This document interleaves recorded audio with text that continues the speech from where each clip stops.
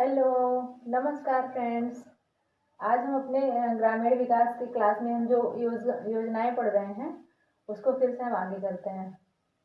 तो हमने ये सोचा कि हम जिस तरह से योजनाएं पढ़ रहे हैं वो तो ठीक ही हैं, लेकिन हमने एक नए तरीके से योजनाओं को पढ़ने के लिए सोचा कि हम एक नए तरीके से आज पढ़ाते हैं।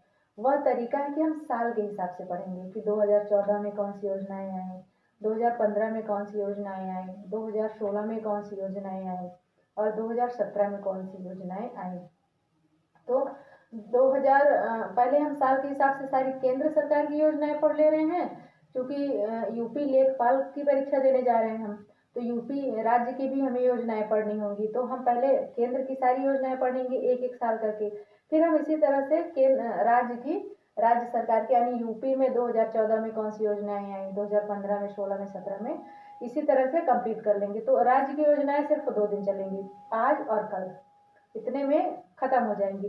फिर हो सकता है राज्य की योजना एक ही दिन में खत्म हो जाए या 2 दिन में खत्म हो जाए, जैसा होगा वैसे हम देख लेंगे। क्योंकि उस तरह में समझ नहीं आ रहा था क्या है कैसे, कोई 2010 का पढ़ा दे रहा है, फिर कोई 2004 का पढ़ा रहा है, तो उल्टा सीधा हो जा रहा था। इसलिए हमने क्या किया कि हम साल के हिसाब से पढ़ना ठीक समझा। तो आइए शुरू करते हैं। हम 2014 से शुरू करते हैं कि हमारी योजनाएं 2014 से कैसे शुरू हुई। तो नमामि गंगे योजना हमारी पहली योजना कौन सी है? नमामि गंगे योजना। ये आई है 10 जुलाई 2014 को। इसका मुख्य उद्देश्य गंगा नदी के संरक्षण एवं शुद्धि के लिए कार्य करना। अब जैसे देखिए, हम यहाँ पर हालांकि सरकार का समर्थन ना ही सरकार का विरोध कुछ नहीं करने आए हैं। हम तो यहाँ सिर्फ आपको पढ़ाने आए हैं और आप लोग पढ़िए। बस ये है कि हमें कुछ रिलेट करने के लिए हम कुछ चीज़ों को ध्यान में रखते हैं और कुछ चीज़ों के बारे में चर्चा करते हैं। आप सोचिए कि ये सरकार कब बनी? कोई भी सरकार बनी, मतलब 2014 में बनी हमारी। तो जब कोई भी सरकार बनती है तो सबसे पहले वह क्या करती है कि धर्म के नाम पर दिखावा करती है। ये दिखाती है कि हाँ, हम धर्म का या देवी देवताओं का बहुत सम्मान करते हैं, हम धर्म को बहुत मानते हैं।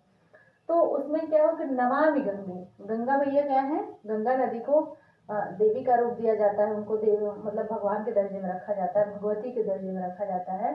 तो सबसे पहले उन्होंने क्या दिखाया? नमामि गंगे। अब जो जुलाई का महीना है उसी में तो ज्यादा पानी बहता है ना।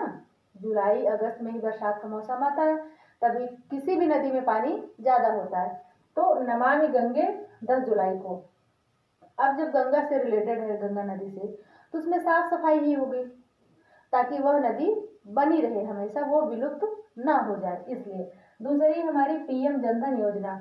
कोई भी सरकार हो पहले क्या करेगी कि धर्म के नाम पर बताएगी, फिर बताएगी कि हम लोगों को धन देंगे। पहले धर्म फिर धन देंगे।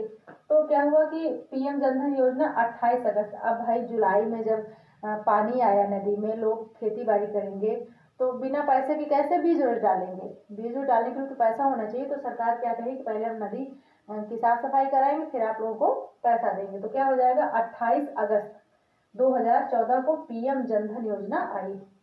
इसका उद्देश्य, यह लाई किसके द्वारा गई थी? अरे जब धन की बात है तो वित्त मंत्रालय द्वारा ही लाई गई है। धन की बात तो यह वित्त मंत्रालय द्वारा लाई गई थी। इसका मुख्य उद्देश्य था सभी परिवारों में कम से कम एक खाता हो। पैसा कैसे आएगा? बिना खाता के सरकार या बैंक घर घर में एक एक आदमी को तो पहुंचाने जाएगी नहीं, तो उसके लिए खाता खोलना जरूरी। तो सभी परिवारों में कम से कम एक खाता होना जरूरी था। अब अगली है make in India. Make in India हमने पहले भी पढ़ा था। मेक इन इंडिया यानी भारत में ही बनाओ, भारत में ही बनाओ। ये योजना शायद हमने कल ही पढ़ी थी। अगला है हमारा मेक इन इंडिया, 25 सितंबर को आया था। सांसद आदर्श ग्राम योजना, ये भी हमने पढ़ रखा था कि इसमें 11 अक्टूबर को ये लाई गई थी योजना। आज से अक्टूबर और क्या कहते हैं, आज से आदर्श, आज से अक्टूबर 11, ये जैसे 2 ठोसा है तो 2 1 हो जाएंगे। तो 11 अक्टूबर 2014 को यह लाई गई थी। तो इसका जो उद्देश्य था 2019 तक एक सांसद 3 गांव को गोद लेगा, और फिर 2024 तक एक सांसद 2 मतलब 8 गांव को गोद लेगा। गोद लेने का मतलब कि वह ये कहेगा कि ये गांव हमारे हिस्से में है, इनकी मूलभूत जो सुविधाएं हैं, बिजली, पानी, साफ सफाई आदि की व्यवस्था करना। ये अगला है हमारा पहल योजना। देखिए 2014 में 3 योजनाएं पढ़ी हमने। अब अगला है हमारा पहल। प से पहल, प से 15, प से पहल, पास 15, यानी 2015 की योजना है। पासे पहल पासे 15। और संजोग देखिए कि पहले ही महीने यानी जनवरी जो आता है हमारा, जनवरी मतलब पहले ही महीने और पहली ही तारीख, इसमें सब पहला है, पहला महीना पहली तारीख पासे पहल योजना और पासे 2015 में लाई गई थी। इसका उद्देश्य था 7 बीमारियों का संपूर्ण टीकाकरण। अब प्रश्न क्या पूछ लेता है कि पहले योजना के तहत किस बीमारी का टीकाकरण नहीं किया जाएगा या किया जाएगा। तो हमने यहाँ पे बीमारियां लिखी हैं, डिप्थीरिया, काली खांसी, टिटनेस, पोलियो, टीबी, खसरा एवं हेपेटाइटिस बी। इतनी हमारी क्या है, बीमारियां हैं। अगला है हमारा हृदय योजना। जो आदमी आपको बीमारी से ठीक कर देगा, बचा लेगा, तो वो आपके हृदय में बस जाएगा ना। भाई जीवन से बड़ा कुछ नहीं है। जब इंसान आपको बीमारी से ठीक कर देगा तो डॉक्टर को भगवान क्यों कहा जाता है? आपको रुपये तो देते नहीं है कि आपके रुपया उल्टा लेके आपको सिर्फ स्वस्थ करते हैं ना, आपके जीवन को बचाते हैं, तो इसलिए उनको भगवान कहा जाता है। यही कहा गया कि बीमारियों के बाद पहले, यानी जो बीमारियों को ठीक कर दिया उसको, उसके बाद कौन सी योजना आई? हृदय योजना। पहल योजना 1 जनवरी को आई थी, हृदय योजना 21 जनवरी को आई है। ठीक, 21 जनवरी 2015। इसके अंतर्गत क्या था, 12 शहरों की सांस्कृतिक धरोहर को फिर से जीवित करना, यानी 12 शहर चुने जाएंगे। उसके जो पहले की विरासत है, यानी किसी शहर में बहुत पुराना किला है, किसी में बहुत पुराना तालाब है, या बहुत पुरानी हवेली जैसी जो जगह है, उनको फिर से जीवित किया जाएगा, यानी उनको गिरने से बचाया जाएगा। मान लीजिए बहुत पुरानी स्कूल है, उसको मरम्मत किया जाएगा, ये बताया गया है। अगला है हमारा बेटी बचाओ और बेटी पढ़ाओ योजना। बेटी बचाओ और बेटी पढ़ाओ योजना ये आई है 22 जनवरी 2015 को। अब जब बेटी को बचाएंगे, बेटी को पढ़ाएंगे, तो इसका उद्देश्य था लैंगिक समानता रखना और लैंगिक अनुपात।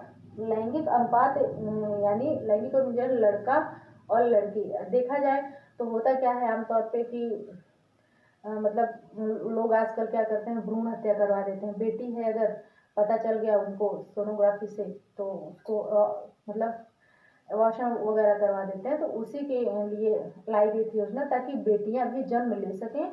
और जो हमारे देश में अब भाई जो लड़का ही लड़का हुआ, लड़की नहीं हुई, तो अनुपात कैसे बराबर होगा? लड़का लड़की का अनुपात नहीं बराबर होगा ना।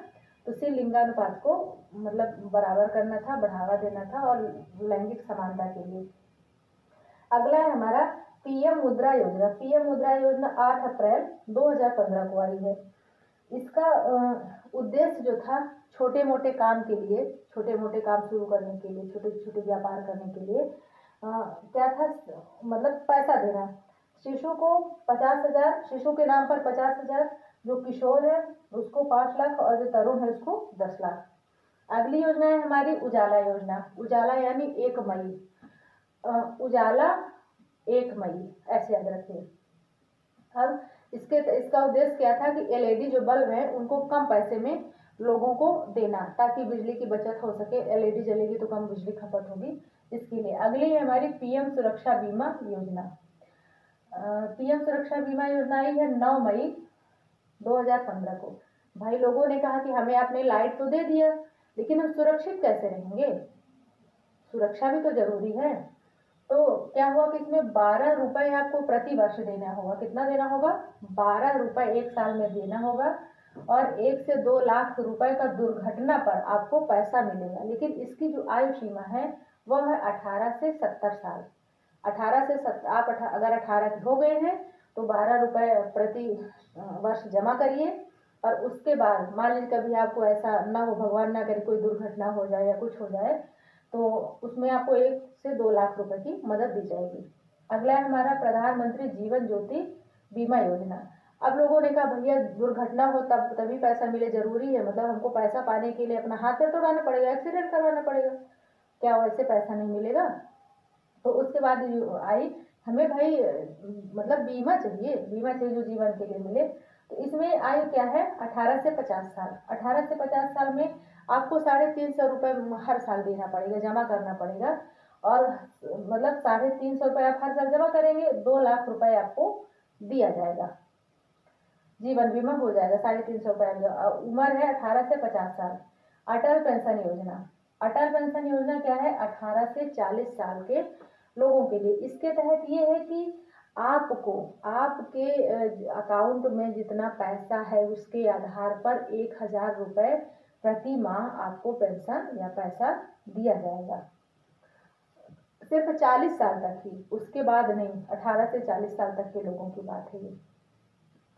अमृत योजना, इसको अमृत नहीं अमृत पढ़िएगा, अमृत योजना, ये 24 जून को आई है।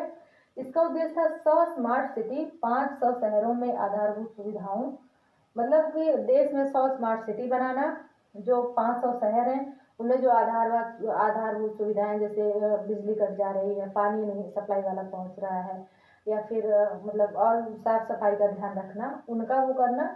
और एक और टारगेट था 2022 तक शहरी इलाकों में, यहाँ ग्रामीण की बात नहीं है, 2022 तक शहरी इलाकों में सभी के लिए घर उपलब्ध कराना।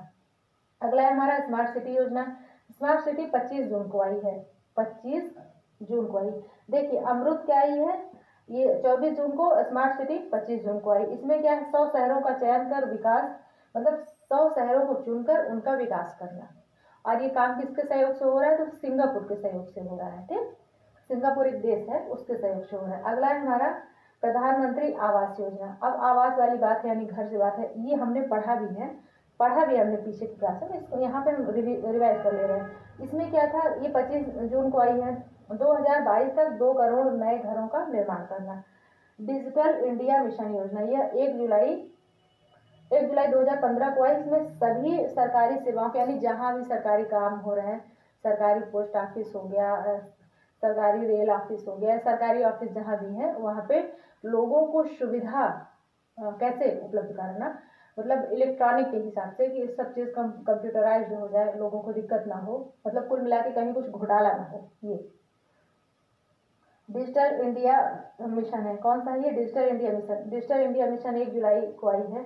अच्छा, ये तो हो गया है। प्रधानमंत्री कृषि सिंचाई योजना, कृषि सिंचाई योजना, अरे कृषि में जब सिंचाई करेंगे, ये सिंचाई की जरूरत कब पड़ती है? जुलाई में ही तो पड़ती है। कृषि कब शुरू होती है? हालांकि होती तो 12वें महीने, लेकिन बेसिकली हम क्या मानते हैं कि जुलाई से शुरू होती है। तो इसमें कृषि के लायक पानी उपलब्ध कराना। अब कृषि के लिए पानी उपलब्ध किसको कराया जाएगा? ऑफिसरों को नहीं ना, मंत्रियों को नहीं ना, सांसदों को, किसानों को तो उपलब्ध कराया जाएगा, वही है। आगे है skill India mission. Skill India mission 15 जुलाई को आई है, 2015।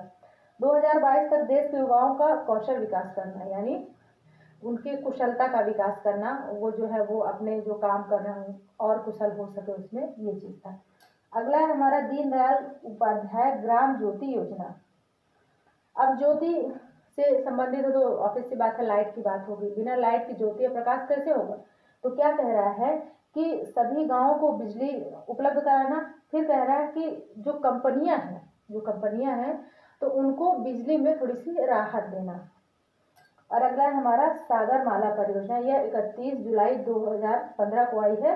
बंदरगाहों का विकास करना। जो बंदरगाह है, बंदरगाह किसे कहते हैं? जो शहर समुद्र के किनारे बसे हुए हैं वहीं पर पोर्ट बनाया जाता है। पोर्ट यानी बंदरगाह, यानी जहाँ पर पानी की जहाजें आकर अपना सामान उतारती हैं, जहाँ से लाद के दूसरे देश में ले जाती हैं, वहाँ पे तो बंदरगाहों का विकास करना और उनको क्या करना कि सड़क और रेलों से, मतलब ट्रेन से जोड़ना, ये था। अगला और लास्ट है हमारा उदय योजना। उदय योजना 5 नवंबर को आई है। इसका उद्देश्य था बिजली कंपनियों वित्तीय सुधार एवं घाटे से उबारना। जो बिजली की कंपनियां हैं उनमें सुधार करना, मतलब कि कहीं कुछ तार और की कमी है या फिर और कोई दिक्कत हो रही, कनेक्शन नहीं हो पा रहा है, तो उनमें सुधार करना और उनको उनके पास जो घाटा है उनसे उनको उबारना। तो इस तरह हमारी 2014 और 2015 की योजनाएं खत्म हुई। अब हम कल 2016, 17, 18, 19, 20 की कोशिश करेंगे कि हो जाए एक ही दिन में। फिर हम राज्य सरकार पढ़ेंगे, फिर योजनाओं से मुक्ति मिल जाएगी। बस आप लोगों को पढ़ना है। और हाँ, ले लीजिए, आप लोगों को स्क्रीनशॉट लेना है तो, और कोशिश करिए थोड़ा सा चैनल को शेयर करिए। बाकी कमेंट बॉक्स खुला है, आप अपनी राय दे सकते हैं। तब तक के लिए अपना ख्याल रखें, बड़ों का सम्मान करें, छोटों को प्यार दें और अपना व्यक्तित्व इस प्रकार से विकसित करें कि सभी जीव आपके साथ सुरक्षित महसूस करें। धन्यवाद।